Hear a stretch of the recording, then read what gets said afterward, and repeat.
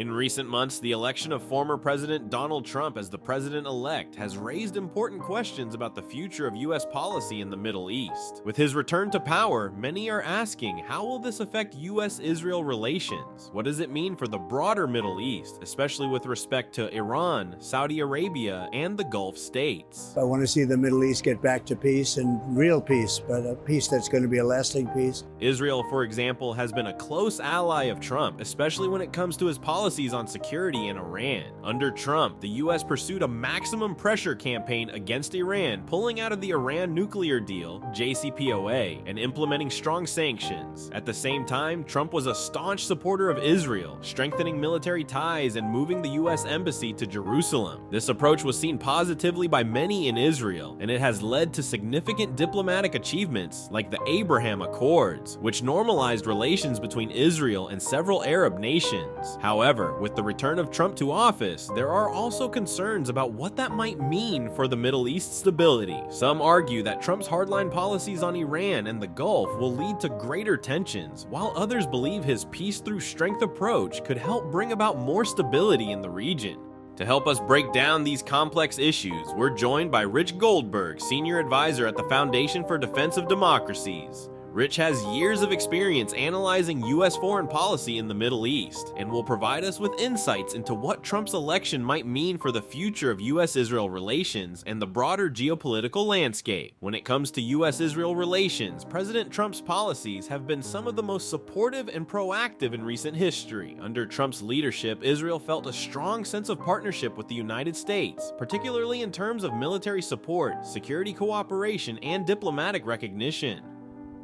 Now that Trump is back in power, many expect those close ties to strengthen further. One of the key areas where Trump gained favor in Israel was his hardline approach to Iran. Trump's decision to withdraw from the Iran nuclear deal, JCPOA, in 2018 was seen as a significant move that aligned closely with Israeli interests. Israel has long viewed Iran as its primary threat, particularly because of Iran's nuclear ambitions and support for militant groups across the region. Trump's maximum pressure campaign, which included sanctions and diplomatic isolation of Iran, was viewed as a necessary strategy to curb Iran's nuclear program and its influence in the region. For Israeli leaders, this was a welcome shift from the Obama administration's more conciliatory approach to Tehran, which many in Israel saw as a security threat. Another pivotal decision during Trump's first term was his unwavering support for Israel's security. Trump authorized billions in military aid, ensuring that Israel had the latest technology and weaponry to protect itself. He also backed Israel's right to defend itself against Iranian-backed militias and terrorist groups operating along its borders. Perhaps the most symbolic move, and one that solidified Trump's status as Israel's strongest ally, was his decision to move the U.S. Embassy to Jerusalem in 2017. Jerusalem is considered Israel's capital, but many countries had avoided recognizing it due to the sensitive political situation surrounding the city. Trump's decision was groundbreaking, and it was a direct response to Israel's request for stronger American support. Trump's stance also shifted the U.S. approach to peace in the region. Instead of focusing on the traditional two-state solution, Trump backed Israel's right to expand its settlements in the West Bank and signed agreements like the Abraham Accords, which led to normalization between Israel and several Arab states, including the UAE and Bahrain. These actions marked a sharp departure from the policies of previous administrations.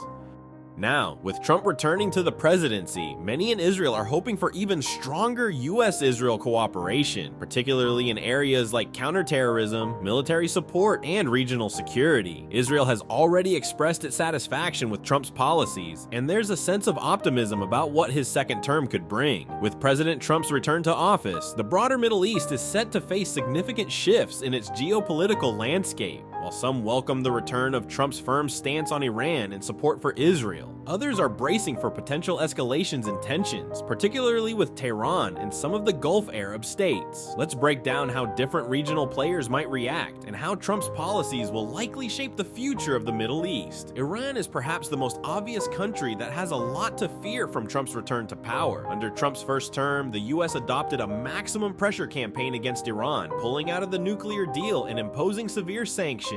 Trump made it clear that he would not tolerate Iran's nuclear ambitions or its destabilizing actions in the region, including its support for proxy groups in Syria, Lebanon, Iraq, and Yemen. The assassination of Qasem Soleimani, Iran's top general, in January 2020 was a bold move that sent a strong message to Tehran. For Iran, the return of Trump means they are likely to face even tougher pressure, both economically and diplomatically. Trump's willingness to take drastic military actions, like ordering airstrikes on Iranian targets, has already shown that he is willing to act decisively to curb Iran's power. For Saudi Arabia and other Gulf Arab states, Trump's return could signal a shift back towards stronger alliances. Under President Biden, relations with Saudi Arabia have been tense, particularly over the issues of human rights and the murder of journalist Jamal Khashoggi. The Biden administration also distanced itself from Crown Prince Mohammed bin Salman, MBS, early on, which led to friction in US-Saudi ties. Trump, on the other hand, was a staunch ally of Saudi Arabia, particularly in countering Iran's regional influence. Trump's America First policy emphasized arms sales to Saudi Arabia and deepened cooperation on security, particularly in terms of shared interests in containing Iran. Trump also pushed for Israeli Gulf normalization, which was realized through the Abraham Accords, a series of peace agreements that saw Israel normalize ties with countries like the UAE and Bahrain. Expect Trump to push for more normalization deals, potentially bringing Saudi Arabia into the fold, further isolating Iran and reshaping the region's alliances. In Iraq and Syria, US policy under Trump was marked by a tough stance on Iran-backed militias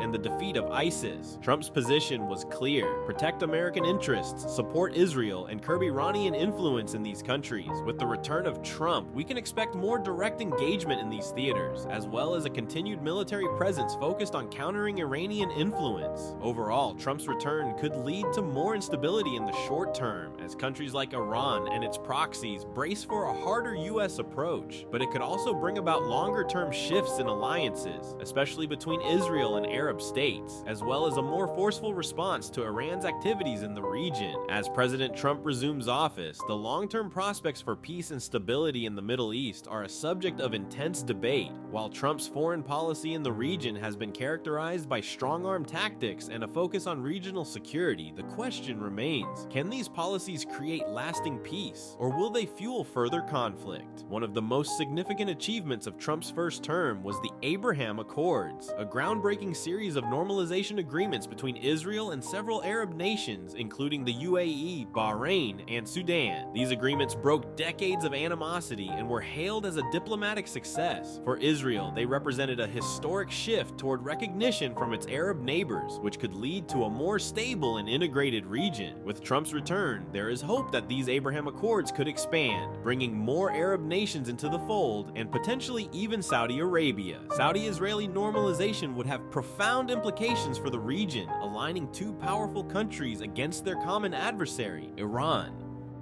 However, while these diplomatic strides are promising, there are also significant challenges to peace in the Middle East. Iran's nuclear program continues to be a central issue. Trump's hardline policies, like withdrawing from the JCPOA and imposing sanctions, have certainly placed pressure on Tehran. But with Iran's nuclear ambitions advancing, the question of how to prevent Iran from acquiring a nuclear weapon remains unresolved. Trump has promised to take strong action if Iran crosses certain red lines, but these threats also carry the risk of military escalation.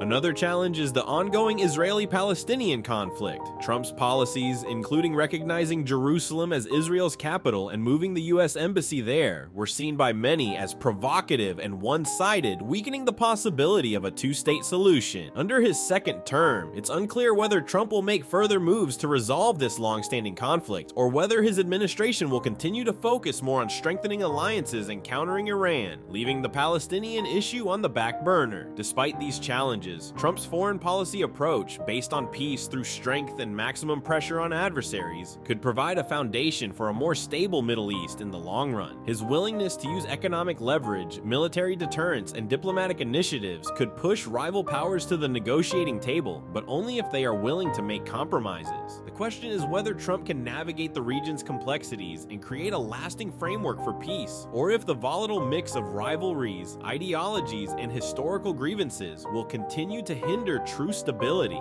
In the end, Trump's policies are likely to accelerate the pace of change in the Middle East, but whether they lead to a more secure and stable region or a period of further conflict will depend on how the various players, especially Iran, Israel, and the Gulf states, respond to his administration's next moves.